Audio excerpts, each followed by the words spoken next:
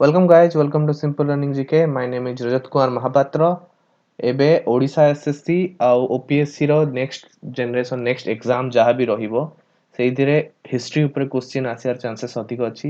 Last 2 ବର୍ଷର trend ଦେଖିବାକୁ ଗଲେ ଲ୍ୟାଣ୍ଡ ସେଟଲମେଣ୍ଟ ଉପରେ ଗୋଟେ ଗୋଟେ କ୍ୱେଶ୍ଚିନ୍ ସବୁ ଇମ୍ପୋର୍ଟାଣ୍ଟ ଏକ୍ସାମ ଉପରେ ଆସୁଛି, ତ ଆମେ ଆଜି ତା ବିଷୟରେ ଡିସ୍କସନ କରିବା।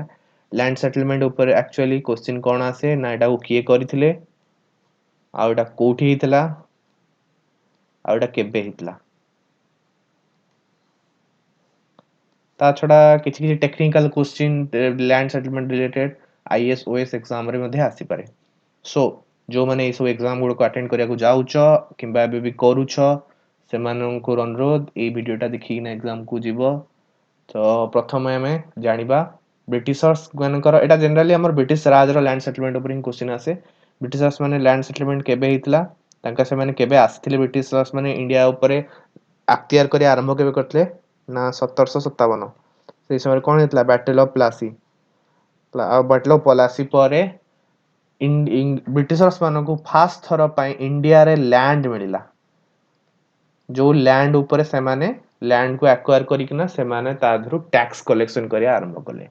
ତ ଫାର୍ଷ୍ଟ ଟ୍ୟାକ୍ସ କଲେକ୍ସନ କରିବାର ମେଥଡ ତାଙ୍କର ଥିଲା ଯୋଉଟା Bengal land revenue system phase 1 ତାଙ୍କର। ଏଇଟା 1757 ଆରମ୍ଭ ହେଇଥିଲା। ଠିକ ଅଛି, 1757 ଆରମ୍ଭ ହେଇକିନା 1773 ପର୍ଯ୍ୟନ୍ତ ସରିଥିଲା। ଫେଜ୍ 2 ଯୋଉଟା କି ଇଜଦୱାରୀ ହେଲା, ଇଜଦୱାରୀ ସିଷ୍ଟମ ଦ୍ୟାଟ୍ ଇଜ 1773 ରୁ ଆରମ୍ଭ ହେଇ 1793 ଯାଏଁ ଯାଇଥିଲା। ଆଉ ମଝିରେ ଏଟା ଦୁଇଥର ଆବୋଲିଶ ହେଇ ଦୁଇଥର ମଧ୍ୟ ଆସି ଯାଇଥିଲା। ନେକ୍ସଟ ହେଲା phase 3 that is the permanent settlement. ଇଏ ଆସିଥିଲା 1793 ରେ। Last but not list the phase 4 ଯେଥିରେ କି ଦିଟା ନୂଆ ନୂଆ ସେଟଲମେଣ୍ଟ ଯୋଉଟା କି ବ୍ରିଟିଶର୍ସ ମାନେ ଇଣ୍ଡିଆ ଛାଡ଼ିବା ପର୍ଯ୍ୟନ୍ତ ଆପ୍ଲାଏ ହେଉଥିଲା। That is the last settlement system ଯୋଉଟା ଆମର 1820 ରୁ ଆରମ୍ଭ ହେଇଥିଲା। ଗୋଟେ ଇଏ 1820 ରେ ହେଇଥିଲା, ଇଏ 1833 ରେ ହେଇଥିଲା। ତ ଫେଜ୍ 1, ଫେଜ୍ 2, ଫେଜ୍ 3, ଫେଜ୍ 4 ଚାରିଟା ଫେଜ୍ ର ଲ୍ୟାଣ୍ଡ ସେଟଲମେଣ୍ଟ ଡିଫରେଣ୍ଟ ଏରାର। କାହିଁକି ଅଲଗା ଅଲଗା ଲ୍ୟାଣ୍ଡ ସେଟଲମେଣ୍ଟ ତମ ମନରେ କ୍ୱେଶ୍ଚିନ୍ ଆସୁଥିବ, କାହିଁକି ଅଲଗା ଅଲଗା ଲ୍ୟାଣ୍ଡ ସେଟଲମେଣ୍ଟ ହୁଏ ନା 1557 ରେ ଫାର୍ଷ୍ଟ ବେଙ୍ଗଲ ହିଁ ଇଂଲଣ୍ଡ ମାନେ ବ୍ରିଟିଶର୍ସଙ୍କ ଅଣ୍ଡରରେ ଥିଲା। ତାପରେ 1793 ରେ ମୈଶୂର ଆସିଲା, ମୈଶୂର ପରେ କୁର୍ଗ ଆସିଲା, ଛୋଟ ଛୋଟ ଝାନ୍ସୀ ଅଲଗା ଅଲଗା ପ୍ରୋଭିନ୍ସେସ୍ ତାଙ୍କ ଅଣ୍ଡରରେ ଆସି ଆରମ୍ଭ ହେଲା। 1820 ରେ ମରାଠା ଏମ୍ପାୟାର ପୁରା ଆସିଗଲା। ତ ଯେତେ ନୂଆ ନୂଆ ଇଲାକା 1833 ରେ ପଞ୍ଜାବ ଆସିଲା। ତ ଯେତେ ନୂଆ ନୂଆ ଇଲାକା ତାଙ୍କର ଏମ୍ପାୟାର ରେ ଆଡ ହେଲା ସେତେ ନୂଆ ନୂଆ ଲ୍ୟାଣ୍ଡ ତାଙ୍କୁ ମିଳିଲା। ଆଉ ନୂଆ ନୂଆ ଲ୍ୟାଣ୍ଡ ସେଟଲମେଣ୍ଟ ସେମାନେ ସେତେବେଳେ ଆପ୍ଲାଏ କରିବା ଆରମ୍ଭ କଲେ। ସେଟଲମେଣ୍ଟ ଅର୍ଥ କ'ଣ ନା କଲେକ୍ସନ ମେଥଡ ହେଲା। ଲ୍ୟାଣ୍ଡ ସେଟଲମେଣ୍ଟ ଅର୍ଥ ହେଲା collection method. So phase 1 land settlement that is the Bengal system ଯୋଉଥିରେ ସେ କ'ଣ କରୁଥିଲେ ନା ନିଜେ ଟ୍ୟାକ୍ସ କଲେକ୍ଟ କରୁନଥିଲେ, ଜଣେ କଲେକ୍ଟରକୁ ଦେଇ ଦଉଥିଲେ।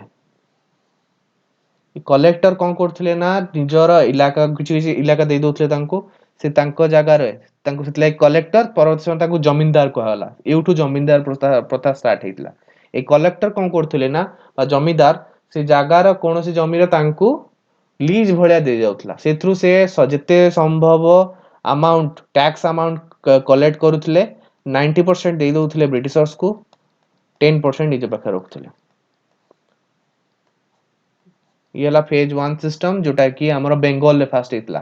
ବେଙ୍ଗଲରେ ଡୁଆଲ ଗଭର୍ଣ୍ଣରସିପ ଥିଲା। ଜଣେ ଡେପୁଟି ଜଣେ ଆମର ନବାବ ଥିଲେ, ଆଉ ଜଣେ ଡେପୁଟି ନବାବ ଥିଲେ। ଡେପୁଟି ନବାବ କ'ଣ କିଏ ଥିଲେ ନା ରବର୍ଟ କ୍ଲାଇଭ ଥିଲେ। ସେ ଏଇ ମେଥଡଟା ଆପ୍ଲାଏ କରିବା ଆରମ୍ଭ କରିଥିଲେ, ତାଙ୍କ ଅଣ୍ଡରରେ ହିଁ ଆସିଥିଲା ଏଇ ସିଷ୍ଟମଟା। ଏଇଟା ହେଲା ବେଙ୍ଗଲ ଲ୍ୟାଣ୍ଡ ସିଷ୍ଟମ। ତାପରେ ଦେଖାଗଲା ଯେ ଏଇ ଲ୍ୟାଣ୍ଡ ସିଷ୍ଟମ ରେଗୁଲାରିଟି ନାହିଁ, ବହୁତ ଇରେଗୁଲାର ସିଷ୍ଟମ। ସେଥିଲାଗି ନୂଆ ଲ୍ୟାଣ୍ଡ ସିଷ୍ଟମ ଆଡ କରାଗଲା ଦ୍ୟାଟ୍ ଇଜ କଲ୍ଡ ଇଜରଦାରୀ ହେଲା। ଇଜରଦାରୀ ସିଷ୍ଟମ ଏଇଥିରେ କ'ଣ ନା ଇଏ 1773 ରେ ଆପ୍ଲାଏ କରାଗଲା।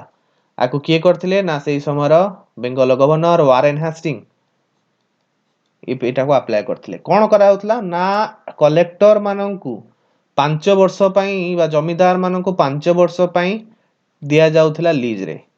ଏଇ 5 ବର୍ଷରେ ସେମାନେ ଟ୍ୟାକ୍ସ କଲେକ୍ଟ କରିବେ ଆଉ ଆମର ବ୍ରିଟିଶ ଗଭର୍ଣ୍ଣମେଣ୍ଟକୁ ଦେବେ। 5 ବର୍ଷର କିଏ ନବ, କୋଉ ଜମିଦାରକୁ କୋଉ ଲ୍ୟାଣ୍ଡ ମିଳିବ ସେଥିପାଇଁ ଏଟା କଣ କରା ହଉଥିଲା ନା ଅକ୍ସନ କରା ହଉଥିଲା। This is a auction method. ଯିଏ ଅଧିକ ବୋଲି ଡାକିଲା ତାକୁ ଲ୍ୟାଣ୍ଡ ମିଳିଲା। ବଟ୍ ଏଥିପାଇଁ ଏଇ ଜିନିଷ ପାଇଁ କଣ ହେଲା ନା ପରବର୍ତ୍ତୀ ସମୟରେ ବ୍ରିଟିଶ ଆମର ଇଷ୍ଟ ଇଣ୍ଡିଆ କମ୍ପାନୀ ଥିଲା ସେ ସମୟରେ, ତ ଇଷ୍ଟ ଇଣ୍ଡିଆ କମ୍ପାନୀର ଲୋକ ଆଉ ସେ ଜମିଦାର ତାଙ୍କ ମଧ୍ୟରେ ବହୁତ କରପସନ ହେଲା ଏଇ ଲ୍ୟାଣ୍ଡ ଡିଲ୍ସକୁ ନେଇକିନା। ତ ସେଥିଲାଗି ଆକୁ କଣ କରାଗଲା ନା ପଛରେ ହଟେଇ ଦିଆଗଲା। 1777 ରେ ଏଟା ହଟେଇ ଦିଆଗଲା। 5 ବର୍ଷରେ ବହୁତ ଘପଲା ହଉଛି, ସେଥିଲାଗି ତାକୁ ଗୋଟେ ବର୍ଷ କରି ଦିଆଗଲା, 1 year tenure। ତାପରେ 1786 ରେ ତାକୁ ପୁଣି ହଟେଇ ଦେଇକିନା ଡେସିନିୟଲ ସେଟଲମେଣ୍ଟ କରାଗଲା, ଯୋଉଟା କି 1993 ରେ ଫାଇନାଲି ରିପେଲ କରାଗଲା। ତାକୁ ରିପେଲ କିଏ କଲେ? ଗଭର୍ଣ୍ଣର ଜେନେରାଲ ଲର୍ଡ କର୍ନୱାଲିସ, ବେଙ୍ଗଲର ସେଇ ସମୟର ଗଭର୍ଣ୍ଣର ଜେନେରାଲ ଲର୍ଡ କର୍ନୱାଲିସ ଆକୁ ରିପେଲ କରିଦେଲେ। ଆଉ ନୂଆ ଫେଜ ଅଫ ଲ୍ୟାଣ୍ଡ ସେଟଲମେଣ୍ଟ, ଯୋଉଟା କି ପ୍ରପର ସିଷ୍ଟମେଟିକାଲ ଲ୍ୟାଣ୍ଡ ସେଟଲମେଣ୍ଟ ଆସିବା ଆରମ୍ଭ ହେଲା। ସୋ ये ହେଲା ଆମର ଫେଜ 1 ଗଲା, 2 ଗଲା, ଫେଜ 3 ଯୋଉଟା କି ସିଷ୍ଟମେଟିକାଲ ଲ୍ୟାଣ୍ଡ ସେଟଲମେଣ୍ଟ। ଫାଷ୍ଟ ଆପ୍ଲାଏ କରିଥିଲେ କିଏ? ଲର୍ଡ କର୍ନୱାଲିସ। ନା କଣ ଏଇ ଲ୍ୟାଣ୍ଡ ସେଟଲମେଣ୍ଟ ର? Permanent settlement. ପରମାନେଣ୍ଟ ଅର୍ଥ ଜାଣିପାରୁଥିବ, ଆଗରୁ ଲ୍ୟାଣ୍ଡ ଲର୍ଡ କୁ ଅକ୍ସନ କରି ଫେଜ 2 ରେ ଲ୍ୟାଣ୍ଡ ଲର୍ଡ କୁ ଅକ୍ସନ କରି ଦିଆ ହଉଥିଲା ଜମି, ବଟ୍ ଏବେ କଣ କରାଗଲା ନା ପରମାନେଣ୍ଟଲି ତାଙ୍କୁ ହିଁ ଜମି ଦିଆ ଦିଆଗଲା। ସେମାନେ ନିଜ ଜୀବନ ବ୍ୟାପୀ ସେ ଜମିକୁ ନିଜ ପାଖରେ ରଖିବେ। ଜଣେ ପୁଅ ଜଣେ ଜମିଦାର ହେଲା, ତା ପୁଅ ବି ଜମିଦାର ରହିବ, ଏଟା ହେରିଡିଟେରୀ ହେଇଗଲା ପୁରା।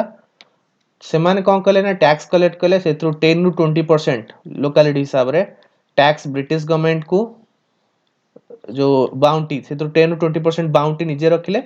ଟ୍ୟାକ୍ସ କଲେକ୍ସନ ନିଜର ହିସାଟା ନିଜ ପାଖରେ ରଖିଲେ 10 ରୁ 20%, ବାକି ସବୁକୁ ବ୍ରିଟିଶ ଗଭର୍ଣ୍ଣମେଣ୍ଟ କୁ ଦେଇଦେଲେ।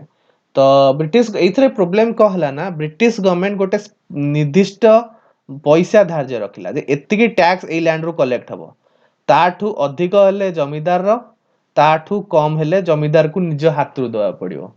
ତ ଜମିଦାର କଣ କଲା ନା ଏମିତି କରିକିନା ଲୋକଙ୍କୁ ସେ ଗୋଟିଏ ଜମିରେ ଅଧିକ କଟେଇଲା।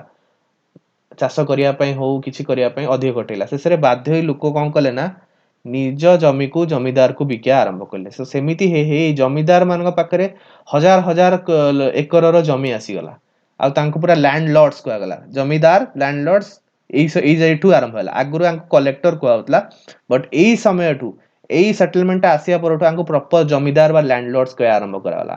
ଏଇ ଜମିଦାର ମାନେ କଣ କଲେ ନା ହଜାର ହଜାର ଏକର ଜମି ରଖିଲେ, ଆଉ ଯୋଉ ଜମିଟା ତମେ ମନେକର ଗୋଟେ ଚାଷୀ, ତମେ ପଇସା ଦେଇ ପାରିଲନି, ଟ୍ୟାକ୍ସ ଦେଇ ପାରିଲ ନାହିଁ, ତ ତମର ଯୋଉ ଜମିଟାକୁ ଜମିଦାର କବ୍ଜା କରିନେଲା, ଆଉ ତମକୁ ହିଁ ନିଜ ଜମିରେ ଚାଷ କରିବାକୁ ପଡିଲା, ଆଉ ନିଜ ଜମିରେ ରୟତ ହେଇକିନା ରହିବାକୁ ପଡିଲା। ଆଙ୍କୁ କୁହାଯାଏ ରୟଟ୍ସ ବା ପେଜେଣ୍ଟସ। ନିଜ ଜମିରେ ନିଜେ ପେଜେଣ୍ଟ ହେଇ ରହିବ। ରେଭିନ୍ୟୁ କଲେକ୍ସନ କିଏ କରୁଥିଲେ? ଜମିଦାର କରୁଥିଲେ। କେବେ ହେଇଥିଲା? 1793 ରେ। ଜମିଦାର ପାଖରେ ପାୱାର ଥିଲା ଯେ ଲୋକଙ୍କୁ ସେ ଏଭିକ୍ଟ କରିପାରୁଥିଲା, ଲୋକଙ୍କୁ ତାଙ୍କ ଜମିରୁ ହଟେଇ ପାରୁଥିଲା। କୋଉ କୋଉ ପ୍ଲେସ ରେ ଆପ୍ଲାଏ ହେଲା? ୱେଷ୍ଟ ବେଙ୍ଗଲ, ଅୱଧ, ଓଡିଶା। ଓଡିଶାରେ ଜମିଦାର ପ୍ରଥା ଆପ୍ଲାଏ ହେଇଥିଲା, ମନେ ରଖିଥାଅ। ଫାଷ୍ଟ କୋଉଠି ଆପ୍ଲାଏ ହେଇଥିଲା? ୱେଷ୍ଟ ବେଙ୍ଗଲରେ 1993। କୋଉଠି ଫାଷ୍ଟ ଆପ୍ଲାଏ ହଉଛି ଏଇଟା ଆସିବାର କ୍ୱେଶ୍ଚିନ୍ ଏକ୍ସାମ ରେ ଆସିଥିବ ହେଲା। ତ ଫାଷ୍ଟ ଏଇଟା 1793 ରେ ଆପ୍ଲାଏ ହେଇଥିଲା।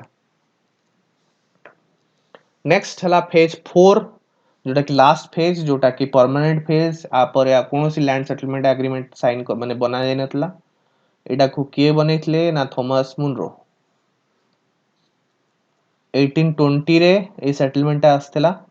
फास्ट एटा कोठी अप्लाई हितला? बॉम्बे रे। कहिथिली जोठी फास्ट सेटा मन रखिया जरूरी। रेवेन्यू कलेक्शन किए करे? ब्रिटिश राज बा ब्रिटिश रो रेवेन्यू इन्स्पेक्टर आरआई, जो एबे वर्तमान आरआई पोस्ट जोटा ब्रिटिश मानकर आरआई माने कौन करती ना रेवेन्यू कलेक्ट करेंगे डायरेक्ट फ्रॉम रॉयट्स। रॉयट्स कही पेजेंट्स माने ना जहार लैंड तांकोठू डायरेक्ट बाय करिवो, जो कलेक्शन करिवो। आउ जदी एविक्ट करिया थो लैंड रु, ब्रिटिश गवर्नमेंट निजे ही इविक्ट करिया पड़ियो, कोनोसी जमीदार रा हाथ रहइबनी हला। रॉयट्स का अर्थ कोन ना रजिस्टर्ड लैंड ओनर को रॉयट्स कहंती। एथरे कोन सुविधा ना मिडिल मैन के नहांती, बट प्रॉब्लम कोन जेहेतु मिडिल मैन नहांती, ब्रिटिश पाखा बाकी 50% टैक्स कलेक्ट करथुले, जोटा कि सेही समय हिसाब रे बहुत थिला।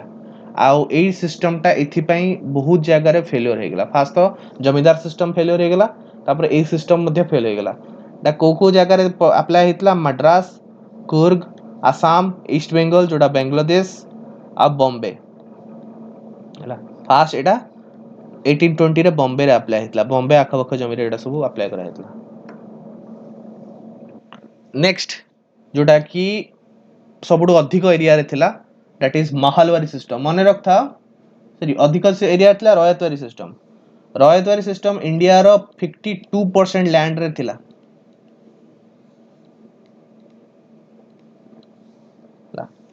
जमींदारी व परमानेंट सेटलमेंट थिला 19% आ एटा थिला बाकी 29% महलवारी सिस्टम एटा टी मॉडर्न सिस्टम थिला आ इथरे टिके इनकम अधिक होउतला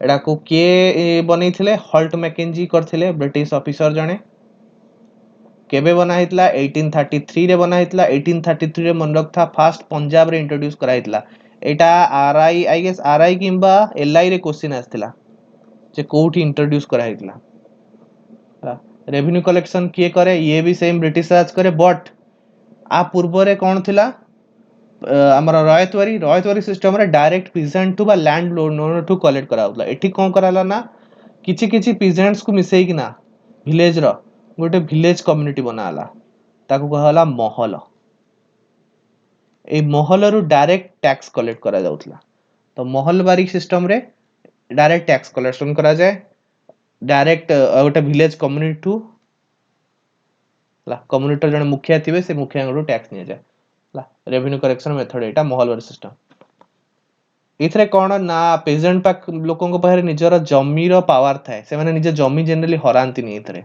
ए पूर्व थरे कोन ना जेहेतु ब्रिटिशर्स मन पावर थला ब्रिटिशर्स माने जमी नै जाउथले एठी जमीदार को पाखरे पावर थला जमीदार जमी ही नै जाउथले बट इथरे कोन जेहेतु डिफरेंट डिफरेंट विलेज कम्युनिटी माने मिसुथले से माने लॉस हेले भी लॉस टा को कवर करूथले जा द्वारा कि पेजेंट मान को जमी जाउ नथला आ एटा को जगह रे हितला ना पंजाब सेंट्रल प्रोविंसेस जोटा कि मध्य प्रदेश और दिल्ली रे अल्प जगह रे अप्लाई हितला 29% land so these are the land settlement owned by British government in British India from 1757 to 1947 47 परे नुआ लैंड डील आसिला नुआ लैंड कलेक्शन मेथड आसिला आ लैंड कलेक्शन रेवेन्यू डिपार्टमेंट नुआ बनाला ए जिनसर पीडीएफ टा मु तुमको किसी समय पर टेलीग्राम चैनल छाड़ी देबी प्रथम थर पे आछो चैनल को लाइक कर दियो चैनल सॉरी वीडियो को लाइक कर दियो चैनल को सब्सक्राइब कर दियो